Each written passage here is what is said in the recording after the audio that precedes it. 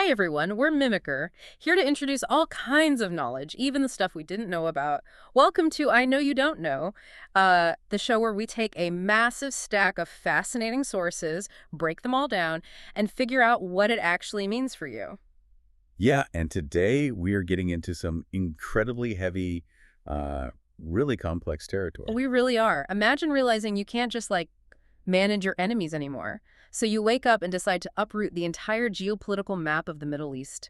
That is exactly what we are looking at today. Exactly. It's a total shift. And just to be super clear right up front, based on the sources covering 2021 to early 2026, we are diving into one of the most highly charged, polarized periods in modern history, the Israeli-Palestinian and broader regional conflict. Right, which means we need a disclaimer. Yes, absolutely. Yeah. We are not taking any political sides here today, left-wing or right-wing.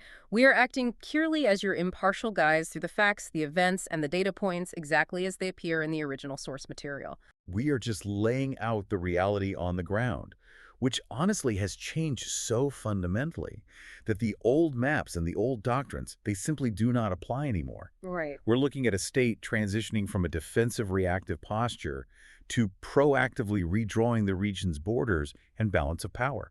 So the mission today, based on the data we collect, is to map out this massive paradigm shift in Israel's geopolitical strategy over the last 5 years. We are exploring how an entire nation shifted from a strategy of conflict management to an unprecedented doctrine of regime decapitation, and what that actually means for global stability. Yep, and to do that, we are unpacking the complex intersection of military doctrine, international law, psychology, and domestic extremism that fundamentally alter the Middle East by early 2026. Okay, let's unpack this, because to really understand the sheer scale of where we are in 2026, you have to look at the mechanics of how Israel used to operate. Right, the pre-2023 mindset.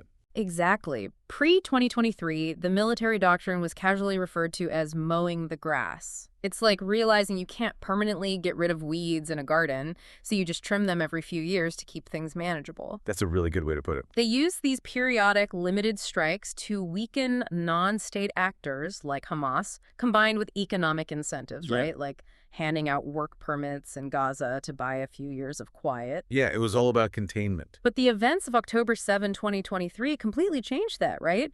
They moved from trimming the weeds to uprooting the entire garden. They did. The whole doctrine of conflict management relied on this assumption that your enemy could be deterred by a show of force and economic leverage. Which worked for a while, I guess. Well, you see it vividly in early 2023 with Operation Shield and Arrow.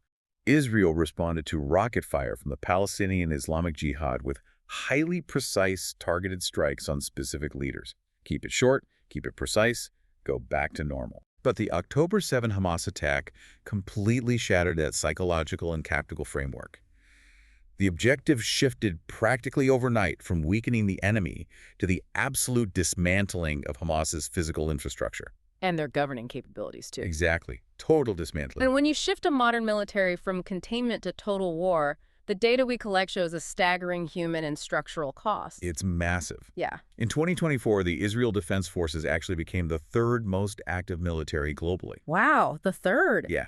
The Armed Conflict Location and Event Data Project recorded over 17,000 violent events in Gaza and the West Bank in that year alone. That is a wild number of incidents. And the result was over 45,000 Palestinian deaths. It wasn't just a military operation. It was the systematic dismantling of a territory's capacity to function. And even after the fighting theoretically paused, the landscape was permanently altered. Take the October 2025 ceasefire brokered by U.S. President Trump. Right, the 2025 agreement. You hear the word ceasefire and you think, okay, things go back to the pre-war borders. But they didn't, did they? Not at all. The mechanism of the occupation completely changed. Israel maintained military control over 53% of the Gaza Strip, even after the ceasefire. Over half of it. Yes. They carved the territory up into distinct military control zones. The sources highlight something called the Yellow Line. Okay, what is the yellow line? It was a newly demarcated zone splitting Gaza, theoretically meant to monitor militant movement. But during the ceasefire itself, Israel conducted nearly 900 military strikes over this Yellow Line. Wait, 900 strikes during a ceasefire? Yeah. They essentially normalized a permanent state of military occupation and operational freedom, all under the banner of preemptive self-defense. But if you are uprooting the garden, like we said earlier, you don't just stop at the fence. The strategy of total threat elimination naturally spilled over into Lebanon and Syria. Right, because this proactive shift meant Israel was no longer going to tolerate any proxy forces on its borders. Period. So what did they do? Well, by late 2024, they turned their attention north to Hezbollah in Lebanon. They executed the now infamous Beeper operation. Oh, the pagers. Right, this massive intelligence coup where they physically compromised thousands of communication devices used by Hezbollah operatives. Which is just a brilliant tactical move because you aren't just taking out operatives, you are completely blinding the organization's ability to communicate or even coordinate a defense. Precisely. That was the exact mechanism at play. They crippled the communications, followed it immediately with the assassination of their longtime leader, Hassan Nasrallah, and then they launched a ground invasion. Right into southern Lebanon. Yeah. They systematically flattened border villages to push Hezbollah forces north of the Litani River. So it wasn't just about striking targets anymore. No, the goal was to create a permanent physical buffer zone, where Israeli border towns could no longer be hit by short-range anti-tank missiles. So if they are flattening villages in southern Lebanon to build this physical buffer, what happens when they look east to Syria and see the Assad regime suddenly collapsing in late 2024? Do they apply that same buffer strategy there? They capitalized on that power vacuum instantly. I mean, within days of Assad's fall, Israel moved in to destroy the remnants of the Syrian army's heavy capabilities. Wow, they didn't wait at all. No. They carved out an expanded military buffer zone in southern Syria. They were no longer waiting for Iranian proxies to fill that void. They actively shaped the sovereignty of a neighboring state to ensure their own security. Which naturally leads us to the puppet master of all those proxies, the ring of fire, as the sources call it. Exactly. Iran.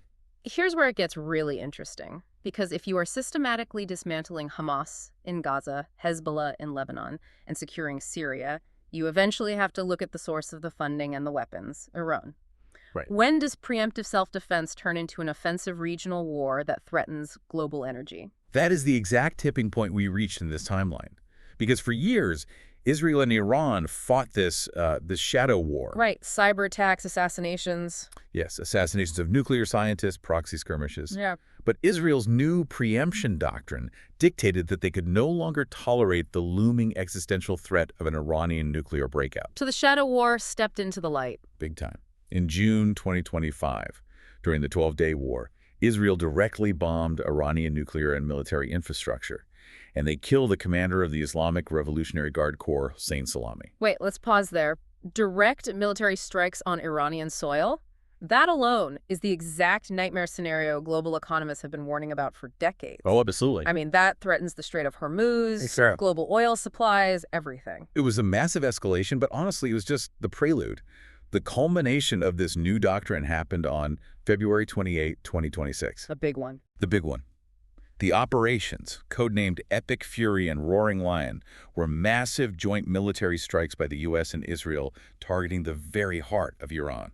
Tehran, Isfahan, the strategic core. And this wasn't just degrading military stuff anymore. No, this was regime decapitation. Yeah, the sources mention the Iranian intelligence minister, the top security advisor, and even reports that the supreme leader, Ayatollah Ali Khamenei, was killed in this operation. The geopolitical... So what here is just monumental. It represents the ultimate realization of Israel's post-2023 strategy. Which is? That they demonstrated an absolute willingness to trigger a comprehensive regional war one that could easily spark a global economic crisis, all to ensure their own state survival. By completely rewriting the balance of power. Exactly. State survival superseded global stability. But you cannot rewrite the map of the Middle East without tearing the international community in half. When you look at the data we collect, you see these two entirely separate realities. How do the different sides justify or condemn a military shift of this magnitude? It's extremely polarized. Let's break down the pro-Israel, or the security-focused narrative first. Okay, let's hear it. From their perspective, every action is justified by pure, unadulterated survival against an existential threat. They look at that ring of fire Iran and its heavily armed proxies surrounding them and argue that no sovereign nation on earth could be expected to tolerate a terrorist army on its borders preparing for a massacre. Right. And what about the traditional diplomatic route, like the push for a Palestinian state? According to this viewpoint, diplomacy is completely dead. There is an absolute loss of faith in a two-state solution. The numbers back that up, right? Oh yeah, the data we collect shows that in July 2024, the Israeli Knesset voted 68-9 to officially reject the establishment of a Palestinian And state. a huge margin. And polling from the aftermath shows 79% of the Israeli public opposes it. The dominant fear, the mechanism driving this rejection, is that any independent Palestinian state would simply become a heavily armed Hamas terror state threatening central Israel. Yeah, that makes sense from a security standpoint. But what about the civilian casualties? Well, when addressing the civilian death toll, this narrative points to the horrific reality of modern urban warfare. They argue the massive casualties are a direct result of groups like Hamas and Hezbollah deliberately embedding their military infrastructure inside schools, hospitals, and dense neighborhoods. Basically, using civilians as human shields? Exactly. Okay, so that is the mechanism of the survival narrative, but the pushback from the international community focuses almost entirely on the humanitarian outcome. Right, the other side of the coin. You have a staggering civilian death toll in Gaza, and UN experts officially warning of genocidal policies, explicitly pointing to the restriction of aid and the use of starvation as a weapon of war. And that international law-based criticism didn't just stay in the UN assembly room, it reached the highest judicial levels. In 2024 and 2025, the International Court of Justice, the ICJ, issued these landmark rulings declaring Israel's continued occupation of Palestinian territories fundamentally illegal. And they demanded military withdrawal and the dismantling of settlements, right? Yes, they did. And Israel didn't exactly step back and reflect on those rulings. They really dug in. Israel's response was absolute defiance. They passed legislation banning any international observers who supported international criminal proceedings from even entering the country. Just lock them out. Yeah. And they even outlawed UNRWA, the primary UN relief agency for Palestinian refugees. They labeled the organization a complicit terror group, which essentially severed the major bureaucratic lifeline getting aid into Gaza. Which brings us to the Western allies, the countries that historically backed Israel unconditionally. Because the data shows a massive shift in their behavior, too. A really profound shift. Pew Research data from late 2025 shows that 60% of Americans held negative views of the Israeli government. That's a big flip for the U.S. It is. But the real shift was diplomatic. In 2025, the UK, Australia, Canada, New Zealand, and Norway did the unthinkable. What do they do?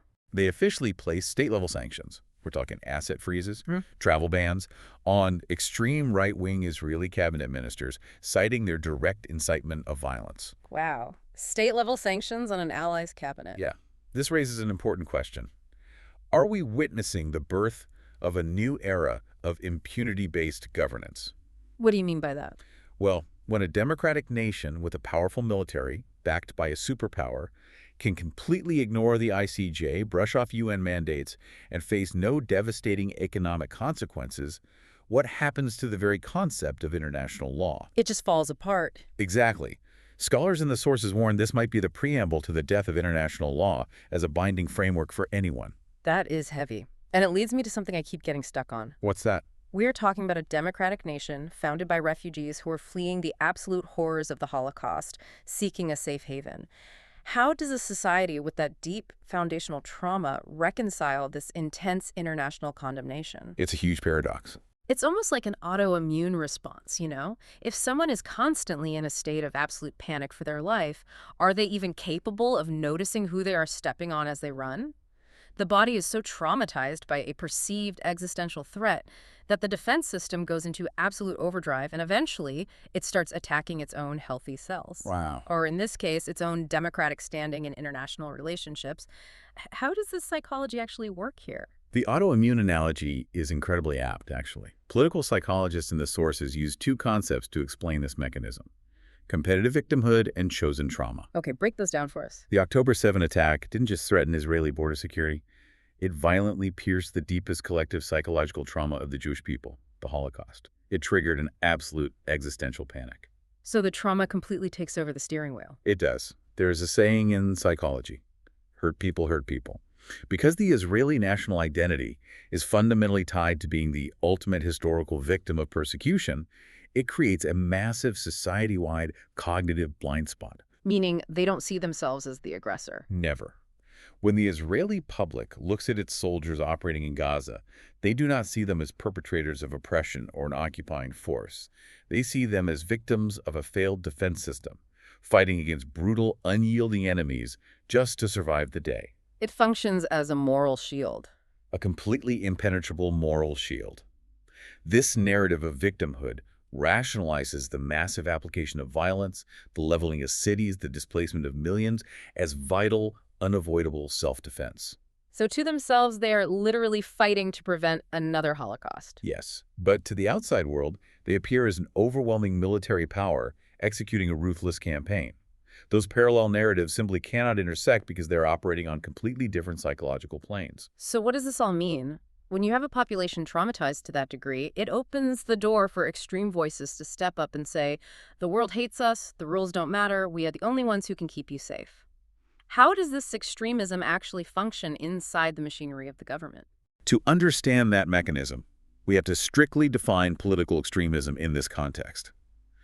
We are talking about ethno-nationalism, xenophobia, the rationalization of violence, and the rejection of constitutional democratic norms. And it's not just a fringe thing anymore? No.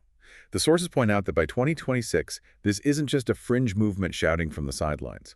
Prime Minister Benjamin Netanyahu's coalition, formed back in 2022 to maintain his political survival amidst corruption trials, brought these exact elements into the highest, most powerful offices of the state. Right. The sources explicitly named two incredibly powerful figures driving this, Itamar Ben-Gvir and Bezalel Smotrich. Let's look at how they actually operate. Let's start with Ben-Gvir. He is a former follower of the extremist Kahanist movement, a group that historically advocated for the expulsion of Arabs. As the national security minister, he gained direct control of the police force. Which is terrifying if you are an opponent. But more alarmingly, the data we collect shows he pushed to build a personal National Guard. His own militia. Basically. He essentially weaponized a state security organ to target Palestinians in the West Bank and even domestic democratic protesters inside Israel who oppose the government. And then there's Smotrich, who uses bureaucracy as a weapon. Yeah. Bezalel Smotrich is described as a messianic settler. He was given unprecedented civil control over the West Bank. He used a massive $841 million budget to systematically expand illegal settlements. $841 million. Yes. But the mechanism here is crucial. This isn't just creeping expansion. The sources describe it as a push for the de facto annexation of Area C. Just for those trying to visualize the map, Area C isn't just a random slice of land. It makes up roughly 60% of the West Bank. It's the critical territory where Israel already maintains full civil and security control. So annexing it is a massive, irreversible tipping point. Exactly.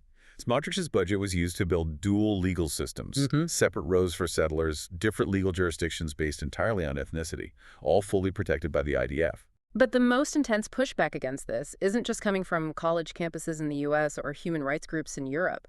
The loudest warnings are coming from inside the house. Yeah, from the security establishment itself. Right. It's an internal civil war within Israel's own security apparatus. And that is the most telling piece of evidence that this shift is real and dangerous. The traditional deep state, the professional military and intelligence agencies are terrified of this extremist takeover. Give us an example. Well, Ronen Bar, the head of the Shin Bet, which is Israel's internal security service, wrote a stark official warning. He stated that Ben-Gvir and radical settlers were putting Din Rodef on their own IDF generals. Wait, explain Din Rodef for the listener, because that absolutely blew my mind when I read it. They are essentially putting religious hit orders on their own military commanders? Yes. A Din Rodef is a religious concept permitting the extrajudicial killing of someone who is deemed a threat to Jewish life. And they applied this to their own generals. Extremist settlers were applying this to IDF generals who were simply trying to enforce the rule of law against settler violence in the West Bank. That is just a total breakdown of military authority. It is, and it goes further. Over 550 former security chiefs, including former heads of the Shin Bet and the Mossad, signed official demands to end the Gaza war. I mean, you have figures like Ami Aylan, a former Shin Bet chief, publicly stating, "I am ashamed of what we are doing in Gaza." These aren't pacifists. These are the hardened architects of Israel's defense strategy. They are warning that politicians like Ben-Gvir and Smotrich are creating a dangerous state within a state. They are bypassing the professional military and eroding the rule of law. It's collapsing from the inside. Yeah. If we connect this to the bigger picture, The real long-term threat to Israel's survival might not just be the ring of fire surrounding its borders. The more insidious threat is the institutionalized extremism, eroding its democratic foundations, its international standing, and its professional military from within. Wow. Based on the data we collect, it's just an incredibly deep tragedy. You have a nation pushed to its absolute psychological limits by a horrific, unthinkable trauma. They have successfully dismantled their external enemies through sheer, unprecedented military force. But they've done so at the potential cost of their international legitimacy, their compliance with international law, and maybe even their own internal democratic soul. It is a profound strategic and moral paradox.